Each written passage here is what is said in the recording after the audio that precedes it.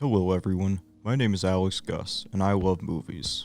Over the past year I saw a myriad of films from different genres and directors, and since I want to leave the worst parts of last year behind, I thought I could make a fun top 10 video where I list off the worst films 2021 had to offer. Before we get started though, please consider liking and subscribing. Also, click on the notification bell so you can catch when I upload part 2 of this video. Let's get into my honorable mentions. Eternals. Eternals may well be the worst MCU film ever. A convoluted plot, excessively large cast, and lack of a compelling antagonist drag down what could have been a decent movie. I couldn't put this on the list because Chloe Zhao's direction and insistence on not using green screens makes this film more visually appealing than the average Marvel film. Army of the Dead. This film is too stupid to hate. There's a CGI zombie tiger. It's not good, but definitely just dumb fun. Michael Bay has done far worse in the past. Venom, Let There Be Carnage. Same thing as Army of the Dead. This film was atrocious and stupid, but in a funny, campy way. I also really liked all the gay subtext with Eddie and Venom. Chaos Walking. This movie is so bland and generic, I literally have no words for it. It's your typical young adult book adaptation, but this time they were able to cast Spider-Man and Rey. This film was at one point considered unreleasable, and the final cut still seems that way. Resident Evil, Welcome to Raccoon City. Imagine if the Sci-Fi Channel decided to make a faithful adaptation of Resident Evil 1 and 2. Doesn't that sound awful? Well, it practically happened. Watch the original Resident Evil film instead. Now let's get into the list. Number 10, Thunder Force. Thunder Force is a Netflix original film about a team of superheroes played by Melissa McCarthy and Octavia Spencer. I honestly feel bad for Melissa McCarthy. Imagine being typecast as white trash your entire career and having your husband direct your humiliating films. That's gotta hurt. So yeah, most of the jokes in the film are centered around the fact that the leads are overweight women, which is uncommon for superheroes. In the hands of a better writer, they would use this concept to subvert superhero tropes, and maybe have our heroes come to sympathize with the tragic villains of the world, like Jason Bateman's character, the Crab, who's the standout character in the film as he actually made me laugh unlike everyone else. The only creative joke in the entire film is that the man with the giant crab arms sidesteps away sometimes, and clicks his claws. Ow! I got her, boss. Comedy is meant to be a tool used to punch up, not punch down on overweight women, so that's why Thunder Force gets the number 10 spot. Number 9, The Forever Purge. The latest entry in the Purge franchise, The Forever Purge, is a disappointment and politically confused mess. The installment brings the Purge to Texas to discuss the issue of racism towards immigrants. The film is called The Forever Purge as there's a group of anti-government activists trying to reinstate the new founding fathers by continuing to purge forever. The purge ends up sending many Americans towards Mexico and Canada, who open their borders for American refugees, which the film calls American Dreamers. I know I shouldn't expect subtlety from a purge movie, but man, this film is heavy-handed. Besides this, the film has hardly anything else to offer. The rest of the film is comprised of subpar action and character building that doesn't work. One of the main characters starts the film as racist, but by the end is speaking Spanish with the other leads. It's very hard to believe that someone could overcome years of bias in like 2 days, but hey, maybe we need the purge because it could end racism. Number 8, Space Jam: A New Legacy. This was an incredibly obvious choice for the list. Space Jam 2 is one of the most hypocritical films of all time.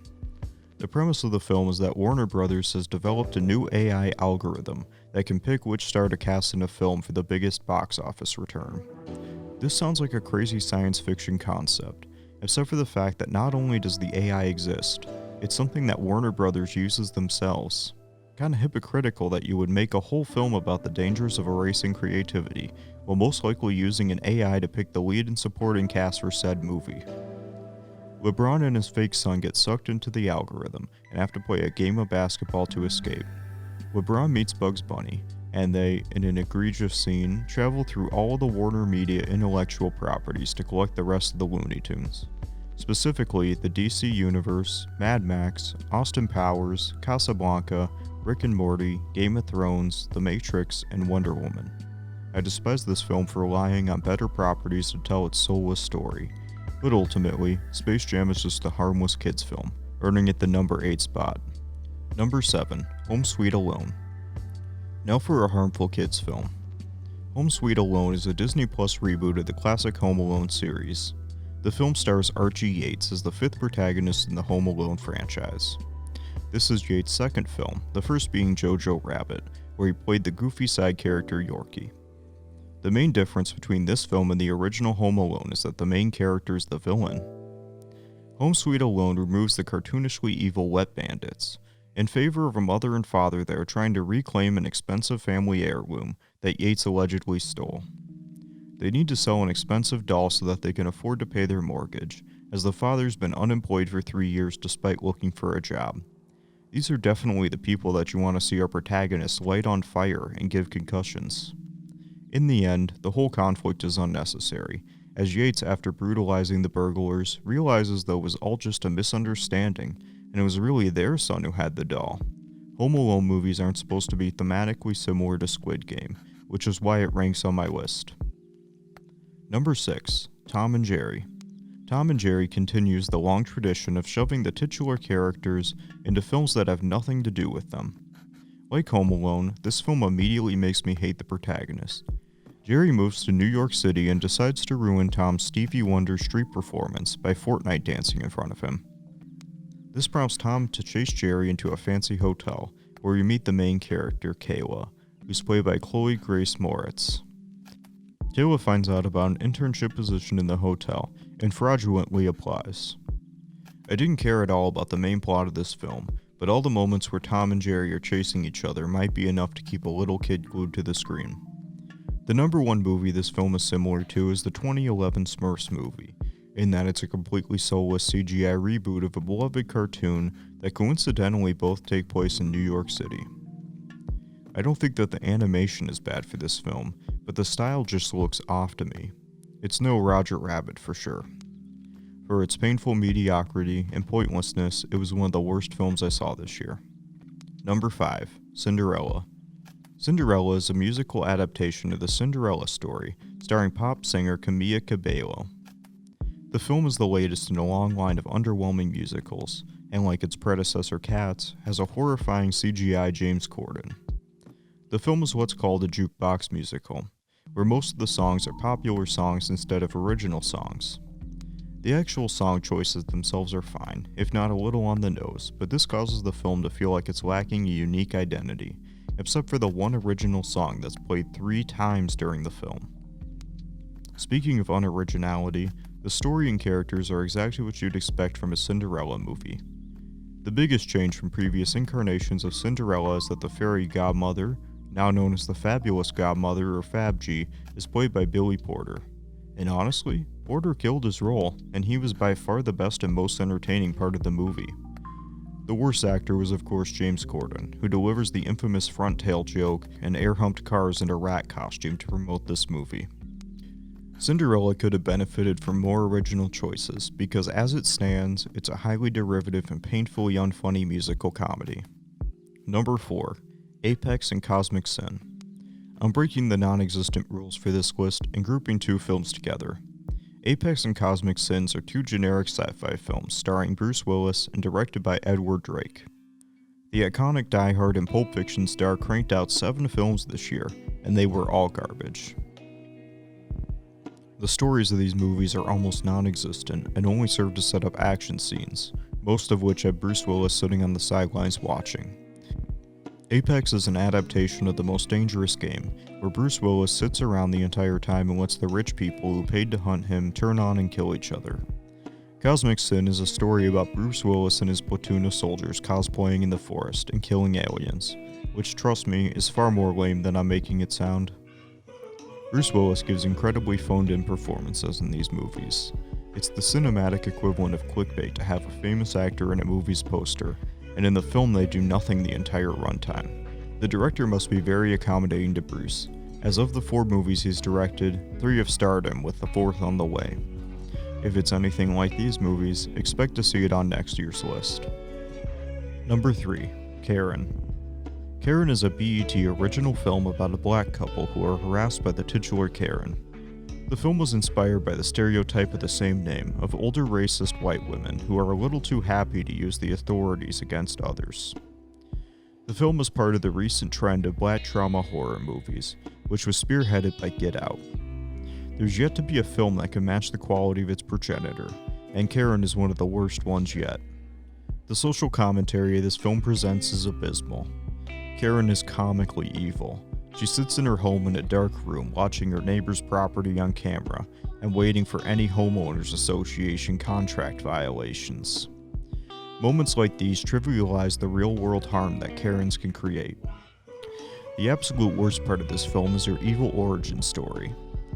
Karen claims to be racist because her neighborhood growing up ended up having low-income black families move in, who she claimed brought drugs with them. It was excruciatingly painful when the black protagonist heard this backstory and didn't counter with, "But who was suffering from addiction and poverty because of systematic inequality?" It's moments like these where Karen fails to tell any meaningful message besides Karens are bad. That, combined with Tara Manning's performance, makes this one of the worst films in recent memory. Number 2. God's Not Dead, We the People. God's Not Dead, We the People is a conservative Christian propaganda film. I don't hate this film for its politics, even though they're incredibly blatant.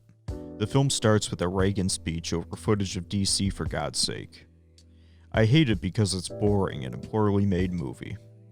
For those who don't know, God's Not Dead is a pure flick series about the oppression of Christians by some comically evil non-believer strawman that changes every film. We the People is the 4th installment, and this time around it focuses on the government trying to remove Christian teachings from homeschooling. The parents of the homeschool kids are afraid of public schooling, as they teach revisionist history, give out birth control pamphlets, and can force their kids to get vaccinated. Our protagonists this time around are Reverend Dave, played by PureFlix co-founder David A.R. White, and Martin and Aisha from the original film. Dave is a horrible actor, especially during his dramatic Oscar-worthy speech at the end of the film. I also despise how White uses his film production company and streaming service to create a Christian echo chamber. Every other character in the film only exists to voice the film's talking points or advance the paper-thin plot.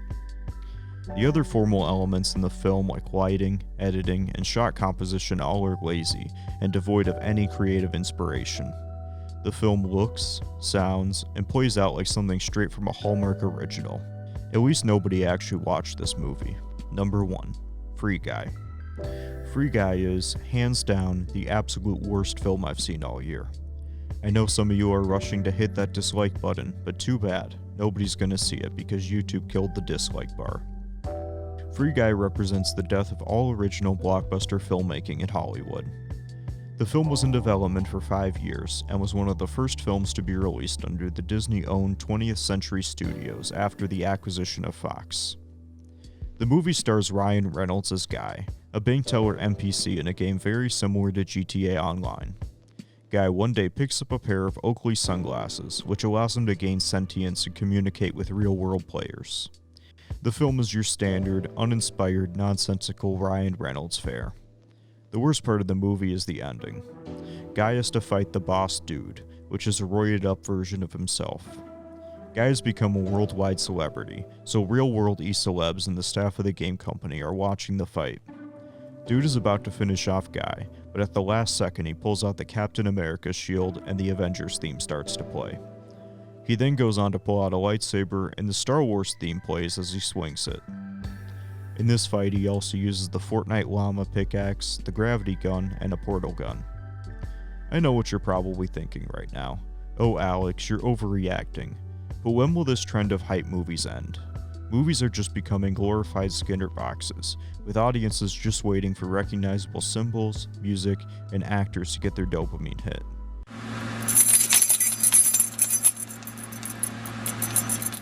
Not only that, but the changes made to the ending after Disney acquired Fox represents the consolidation of the film industry, where Disney can afford to buy out any competition and shape them into their own mold. Creativity is dead, originality is dead, cinema is dead. I'm still upset that I paid money to see this and supported its creation. Tune back in next time when I talk about things I actually liked from the past year.